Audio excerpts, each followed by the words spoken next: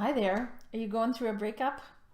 Are you confused by what you're feeling in relation to the breakup, or sick and tired of feeling this way and wondering when it'll be over? Well, stay tuned because I'm going to let you in on 3 secrets about grieving a relationship and 2 keys to help you cope. I'm Shula. I'm the CEO of Compassionate Support for Stressful Times, Kemptville's holistic stress and trauma clinic, and I work with women and men who want to manage their stress so that they can relax and still respond effectively when the crap hits the fan. So let's get right to it. Secret number 1 about breakups: they suck. They really, really suck. And I'm sure this is not news to you, but you might like to take a moment to just acknowledge how much it really does suck. It's the death of the relationship, but also the death of your vision for the future, of who you thought you might be or how you thought life might be. And that's really profound. So no wonder you're feeling the way you're feeling. That you might have sadness, anger, loss, grief, confusion, maybe relief, shame, guilt. All these kinds of emotions are normal. It's normal to be up and down about things. It's normal to cry or snap at the drop of the hat. This is all normal. It doesn't feel good, but it's normal, and you're not going crazy. Secret number 2. Grief isn't linear. The grieving process doesn't happen in a neat, tidy little box. You probably recognize this yourself just from living through it.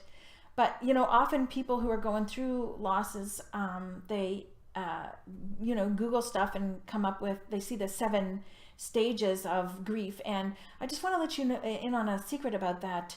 That model was developed for folks who were diagnosed with terminal illness. And so if that model doesn't apply to you, you might feel some of the things that are listed there, or you might go through some of those things. But if it doesn't apply to you, feel free to let it go. Secret number 3, I invite you also to let go of the idea of closure.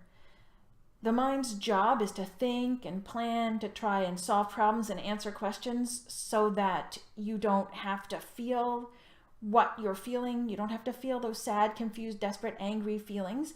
But in many cases, there are no answers. And so it might be helpful to think more in terms of healing and growth. So you could ask yourself, instead of why did this happen? What did I do? How can I prevent this in the future? You might like to ask yourself, what do I need to heal from this? What do I need in order to be able to grow as a human being?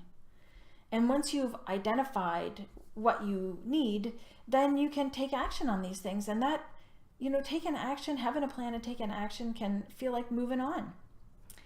So here are 2 keys to helping yourself feel better. The first one is, as I mentioned at the beginning, to acknowledge that breakups suck, and as a result, to be kind to yourself. That's the key. When you wouldn't kick a friend who's down, so maybe you might like to be kind to yourself so that as you're going through a hard time, you can take good care instead of making things worse by kicking yourself around. And the second thing you might like to consider doing is asking for help. When your emotions are out of control and your heart is broken, it's really hard to think straight.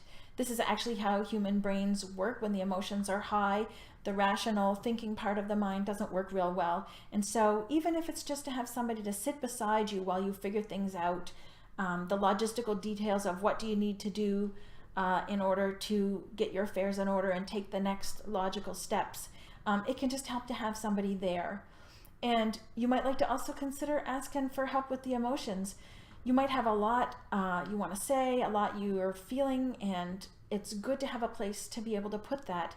Being alone with all this difficult stuff can make difficult things even more difficult. And so if you could use some support, feel free to reach out. The contact details are on the page. Thanks so much, and see you next time.